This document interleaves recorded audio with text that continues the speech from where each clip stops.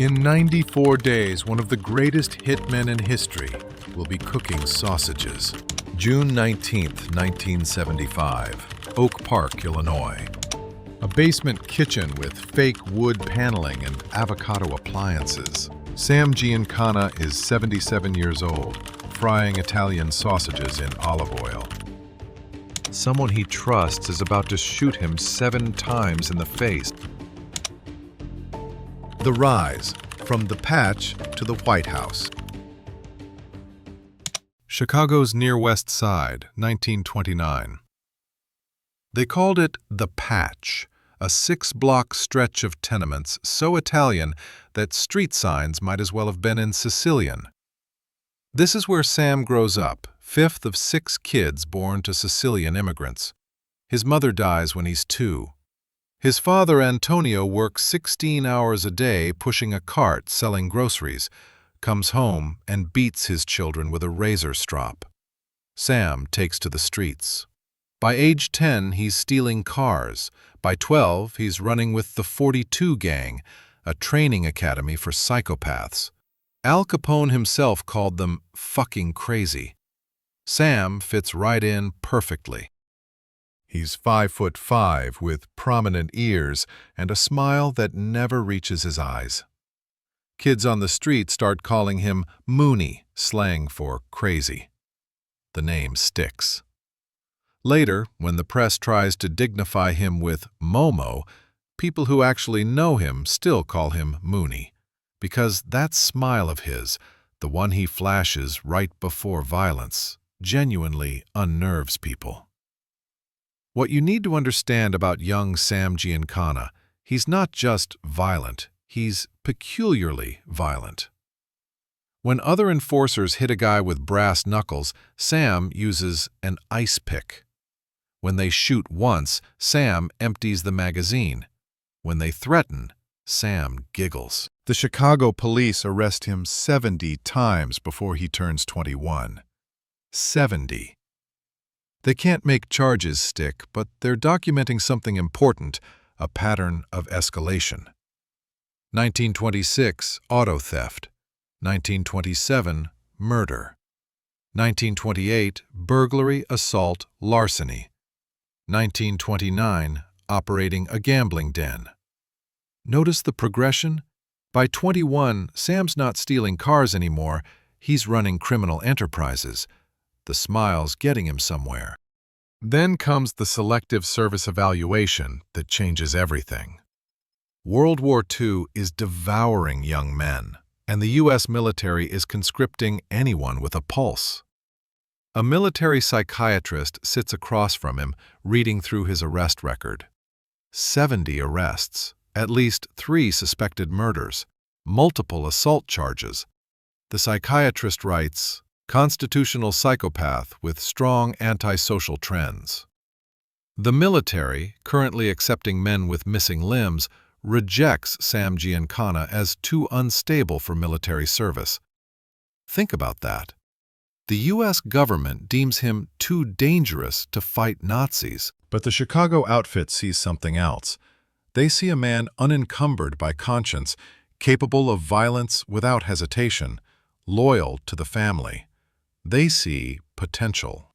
Enter Paul the Waiter Rica, a man so brilliant at remaining invisible that history forgets him while remembering Capone. Rica takes Sam under his wing in the 1940s, teaching him that brutality with system is more powerful than brutality alone. Don't just kill informants, make their deaths send a message. Don't just run numbers, control the wire services. By 1950, Sam's become the outfit's primary connection to corrupt politicians. The climb from enforcer to kingmaker. The year is 1960. John F. Kennedy is running for president against Richard Nixon. Illinois, with its 27 electoral votes, is crucial. Kennedy's got charisma and his father's money, but Sam's got something better. He controls how Chicago votes. Through decades of careful corruption, the outfit owns chunks of Chicago's political machine.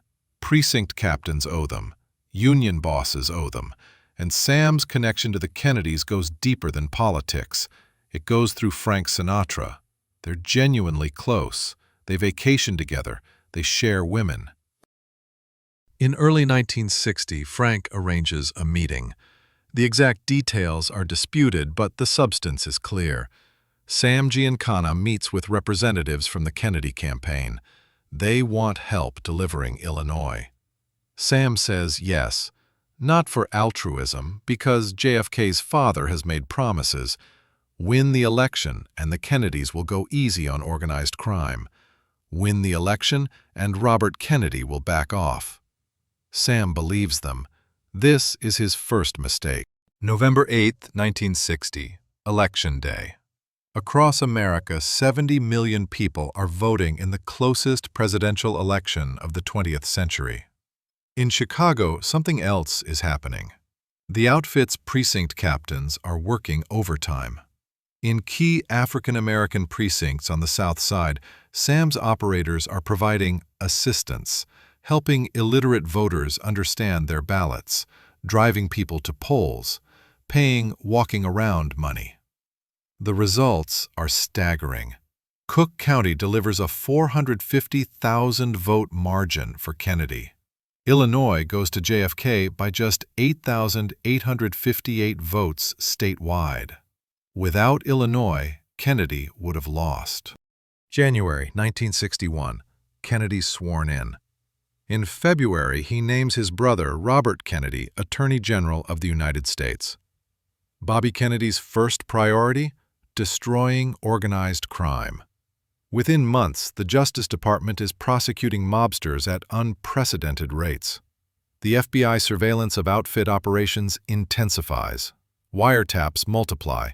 And Sam Giancana, who thought he'd bought protection, is the primary target. They follow him everywhere, not secretly. They want him to know. It's psychological warfare.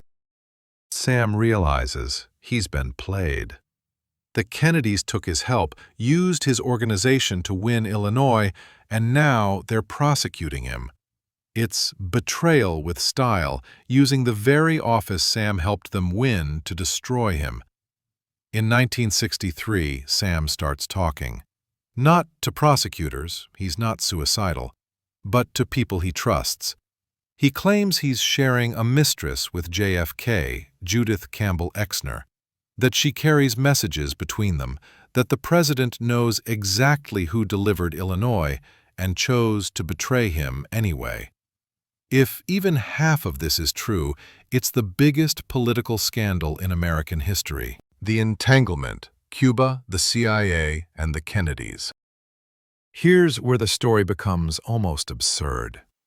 Fidel Castro took power in Cuba in 1959, nationalizing casinos that the outfit had controlled. Those casinos represented tens of millions in annual revenue, all gone. Both the CIA and the outfit want Castro dead, so in 1960, the CIA approaches Sam Giancana with a proposal. Would he help kill Castro?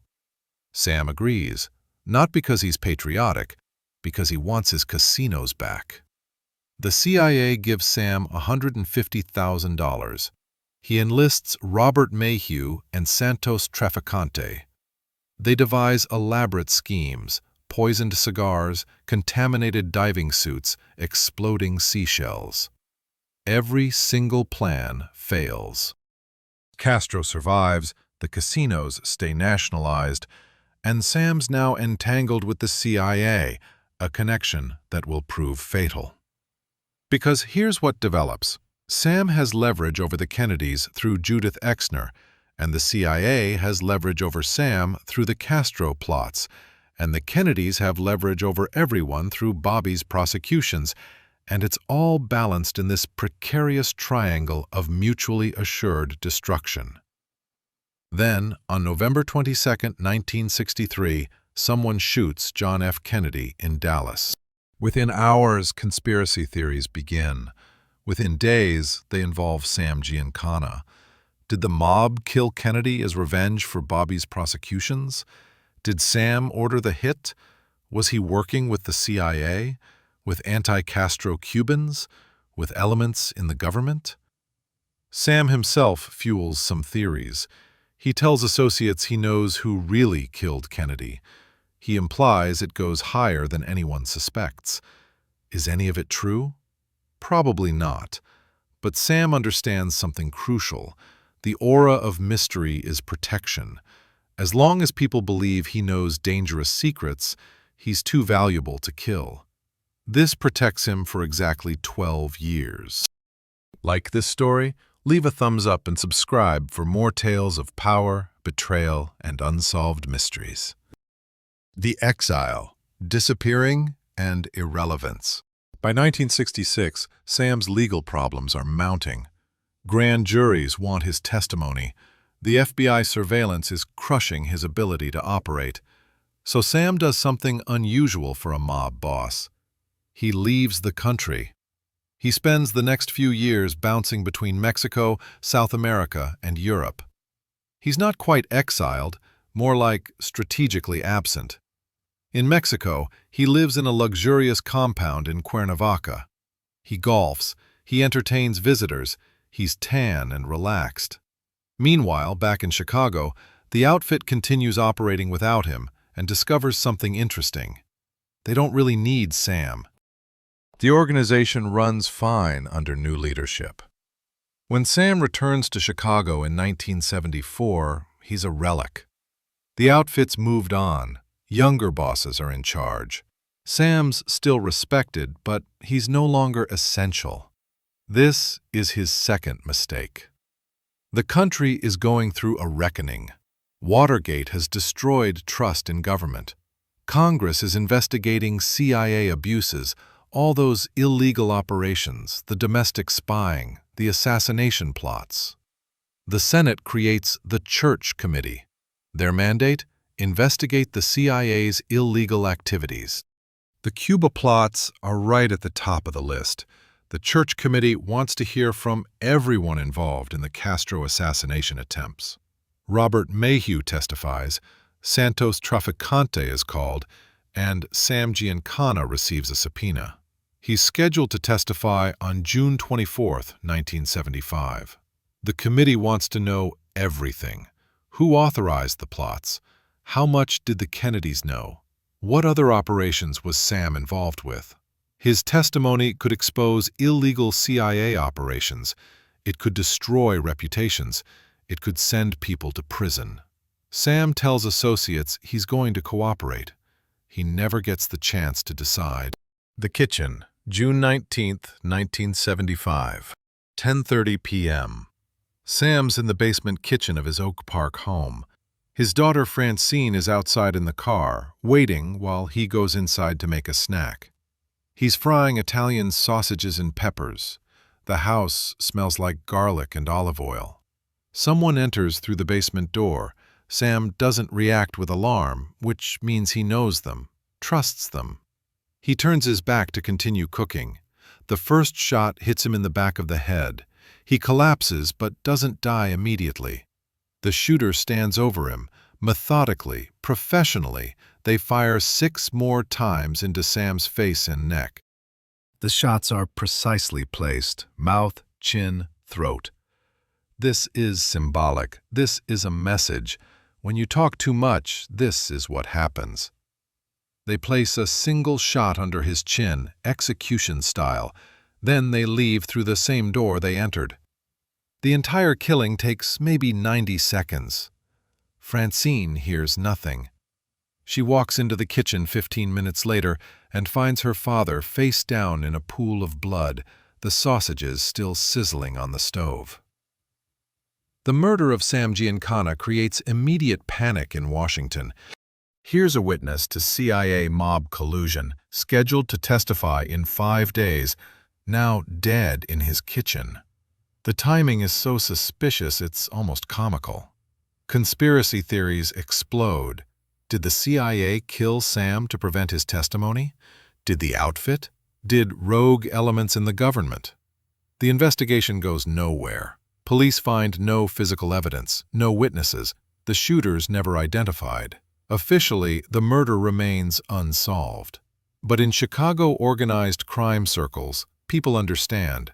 Sam was killed by the outfit, specifically by people close to him, people he trusted enough to turn his back on. The motive wasn't his pending testimony. It was simpler. Sam had become a liability. He talked too much, implied too much, made too many people nervous. The mob doesn't care about Senate committees. They care about maintaining Omerta, the code of silence. 10 days after Sam's murder, another witness in the church committee investigation dies. Johnny Rosselli, Sam's partner in the CIA Cuba plots. Someone stuffs Rosselli into an oil drum and dumps it in the ocean off Miami. 2 witnesses, both dead within 2 weeks of testifying about CIA mob connections. Share this story if you think the truth about power and corruption deserves to be told. The legacy, power, and secrets. Here's what the legend says. Sam Giancana was a mob boss who helped elect a president, shared a mistress with JFK, plotted with the CIA to kill Castro, and was murdered to silence him before he could expose government secrets. Every part of that is true. But here's what the legend misses. Sam Giancana was a psychopath from the patch who smiled while committing violence, who built his power through systematic corruption, who misread his importance and made catastrophic miscalculations. He thought delivering Illinois made him untouchable. It made him useful temporarily, then dispensable. He thought his connection to the Kennedys was partnership. It was exploitation. He thought his CIA work gave him protection. It gave him exposure. He thought being close to the biggest secrets in America made him valuable. It made him dangerous to everyone, including himself. The man who entered the White House through back channels and illicit connections, through Frank Sinatra and Judith Campbell Exner, ended up face down in his basement, killed by people he trusted, cooking sausages for a meal he'd never eat. There's a photograph of Sam from 1960. He's in a nightclub, Sinatra's next to him, they're both laughing. Sam's wearing an expensive suit, diamond cufflinks catching the light. He looks powerful, connected, untouchable. 15 years later, his daughter finds him bleeding out next to a stove. You want to know the truth about power? Real power isn't proximity to presidents or connections to intelligence agencies. Real power is knowing when to disappear. Paul Ricca, the man who mentored Sam, understood this. Ricca stayed quiet, avoided headlines, died peacefully in 1972. Tony Accardo, who preceded Sam as boss, lived into his 80s, dying of natural causes. Sam wanted glory. He wanted to be known. He wanted people to understand he was more than a mob boss. He was a kingmaker, a player in events that shaped history. He got his wish, and it killed him. The FBI file on Sam Giancana is over 2,000 pages, but buried in there is one detail that tells you everything. In 1965, an agent asks Sam why he smiles so much. Sam responds, "Because I know something you don't."